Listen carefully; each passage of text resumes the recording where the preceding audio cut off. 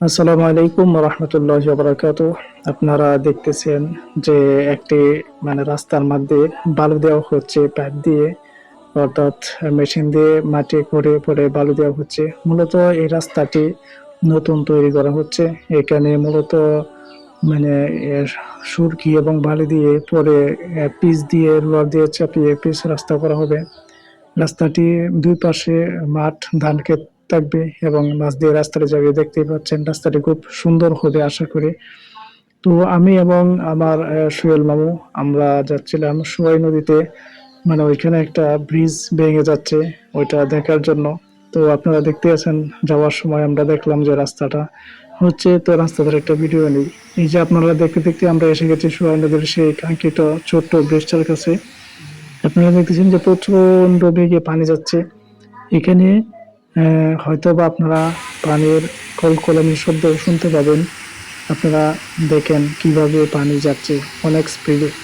মূলত আস্তে আস্তে ভেঙে ভেঙে মাটি সরে যাওয়ার কারণে এখানে মূলত ব্রিজটা পড়ে যাওয়ার উপক্রম হয়েছে। এখন এটা আর একটু বৃষ্টি হলে মাটি যদি নরম হয়ে যায় তো যে কোনো মুহূর্তেই পড়ে যাবে আর কি।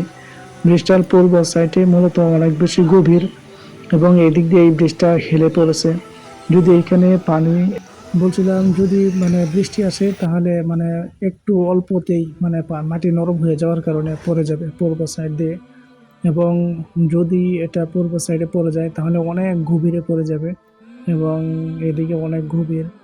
আর মূলত পানির স্রোতও বেড়ে যাবে যদি বৃষ্টি আসে, তখন কিন্তু ব্রিজটা আর থাকবে না। তো ব্রিজটা যদি পড়ে যায় তাহলে আপনারা দেখবেন যে নদীর দুই সাইডের মানুষ যাতায়াত করতে অনেক বেশি কষ্ট হবে।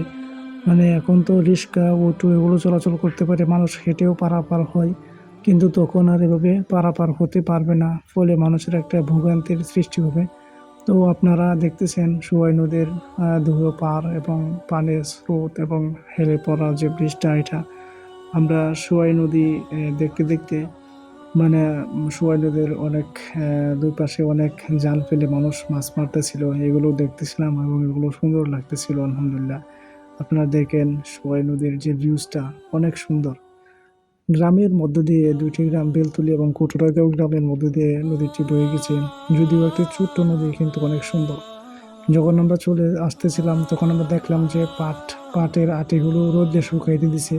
আপনারা হয়তো অনেকেই এটা দেখে থাকবেন গ্রাম অঞ্চলে, যে পাটগুলো পানিতে পচিয়ে আঁশগুলো বের করে এরপরে আটি বেঁধে এভাবে শুকাতে দিয়ে পাট গাছগুলোকে রোদে, এগুলো দিয়ে অনেক কাজ করা হয়।